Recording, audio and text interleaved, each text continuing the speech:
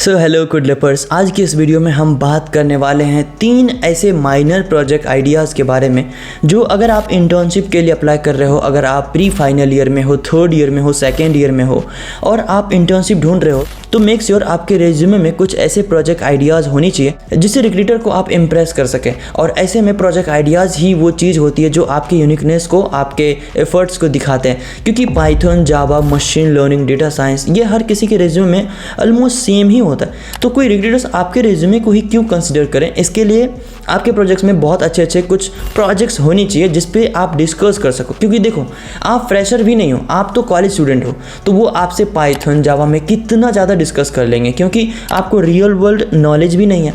लेकिन अगर आपके पास कुछ प्रोजेक्ट आइडियाज़ लिखे रहते हैं तो समटाइम वो डिस्कशन लंबी चलती है, आपको समझ पाते हैं वो, आपके पास at least you have something to explain, right.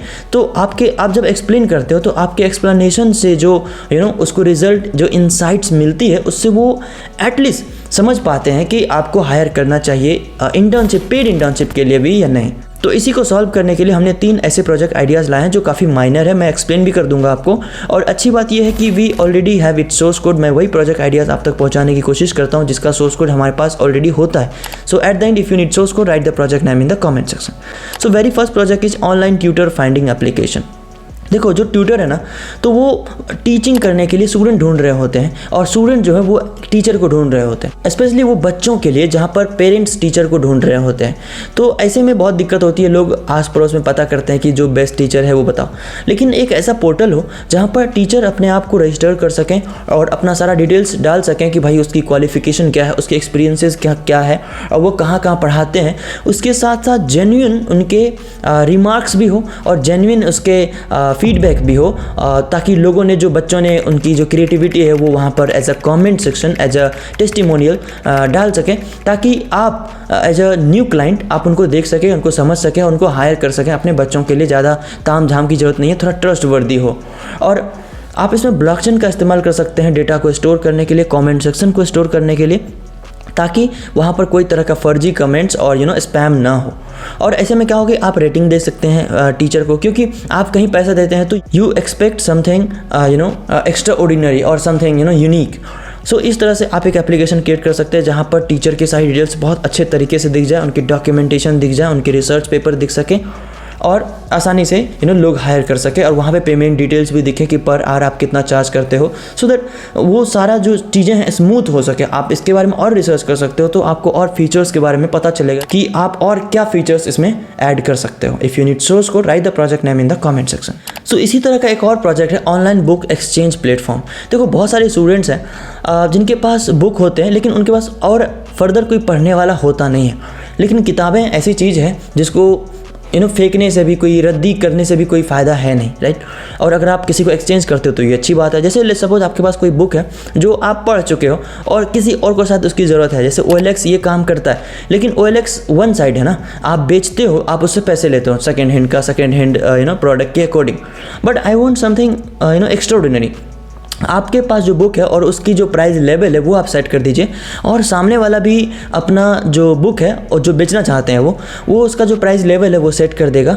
और हम बैकएंड में मशीन लर्निंग या AI लगा सकते हैं यहाँ पर, और जहाँ पर हम ये रिकमेंड करा सकते हैं कि आपके बुक के अकॉर्डिंग ये बुक बेस्ट है, आप एक्सचेंज कर सकते हो। या फिर कई बार ऊपर नीचे आपका बुक सस्ता हो सकता है और किसी और का बुक महंगा हो सकता है जिसका रिक्वायरमेंट आपको है, तो क्रेडिट्स के रूप में आप उस कुछ एक्स्ट्रा पॉइंट्स या एक्स्ट्रा मनी दे करके आप उससे एक्सचेंज भी कर सकते हो। तो उन्होंने क्या किया, एक्सचेंज भी कर लिया और उसको एक नई बुक भी मिल गई। तो थोड़ा सा बैकएंड में जो AI मॉडल आप बनाओगे वो थोड़ा अच्छा से मॉडल बनाना पड़ेगा, एक अच्छा खासा एल्गोरिदम बनाना पड़ेगा, ताकि वो उस तरीके से एक्सचेंज हो क्रेडिट्स के अकॉर्डिंग। लेट्स सपोज आप एक बुक को एक्सचेंज करना चाहते हैं तो आपका जो क्रेडिट्स है उसके अकॉर्डिंग आप कौन कौन सा बुक डिजर्व करते हो, और आपको जो स्पेसिफिक कोई बुक चाहिए तो उसके लिए कितना क्रेडिट आपका बुक मैटर करता है वो भी वहाँ पर दिखा देगा, और उसके अकॉर्डिंग आप बेसिकली बुक चेंज कर पाओगे। हाँ, इसमें और भी फीचर आप ऐड कर सकते हो, तो वो आप ChatGPT कर लीजिएगा, या आपके पास कोई टीम है या अकेले भी कर रहे हैं तो आप इसके बारे में और सोचेंगे तो you will get more on that.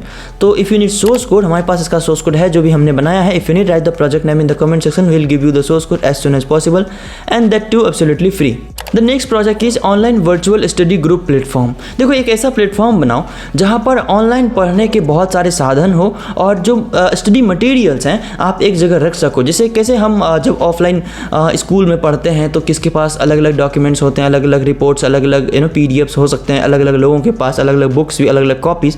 तो मैं ये चाहता हूँ कि आप एक ऐसे प्रोजेक्ट बनाओ जो अलग अलग लोगों के पास अलग अलग कंटेंट हो, और जब एक साथ तैयारी कर रहे हो किसी चीज़ की, एग्ज़ाम की, जब आप एक ही साथ, एक ही दोस्त हो, आप 4-5 लोगों का एक ग्रुप है, दोस्त हैं, तो आप एक साथ जब पढ़ाई करना स्टार्ट करते हो तो आप लोगों के पास अलग अलग मटेरियल्स हो सकते हैं। तो वहाँ पे कुछ ऐसे फीचर्स डाल दो जहाँ पर आप, है ना, आपकी जो चीज़ें हैं वो एक साइड में लिखी रहे, आपके जो दोस्त ऐड करना चाहते हैं वो एक साइड में लिखी रहे ना, ग्रुप चैट के तरह, और आपके दूसरे तीसरे दोस्त, चौथे दोस्त जो कह रहे हैं वो एक साइड में होनी चाहिए। और AI लगा दो जो जो आपके थाट्स को बैकएंड में प्रोसेस करके आप सभी को ये बता दें कि किसका सही है, किसका गलत है, किसको कितना करेक्ट करने की ज़रूरत है और किसका थाट्स कैसा है। तो ये एक वर्चुअल स्टडी भी हो जाएगी और आपको ट्यूटर की भी ज़रूरत नहीं है।